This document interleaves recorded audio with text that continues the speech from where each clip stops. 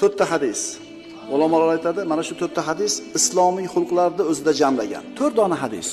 Kim mana shu to'rtta hadisga amal qilsa, islomiy xulq egasiman desa adashmaydi. Bittasi: La yu'minu ahadukum hatta yuhibba li akhihi ma yuhibbu li nafsihi. O'ziga yaxshi ko'rgan narsani birodariga ravo ko'rmagunicha kishi iymonli bo'lmaydi. Demak, qalbga tegishlik. La tag'zab va lakal janna. G'azablanma, jannat seniki bo'ladi. Man kana yu'minu billahi wal yawmil akhir falyaqul khayran aw liyasmut. Kim Allohga va qiyomat kuniga iymon keltirgan bo'lsa, foydali gapirsin yoki jim tursin. Nechta bo'ldi? Min husn islamil mar tarkuhu ma la yani.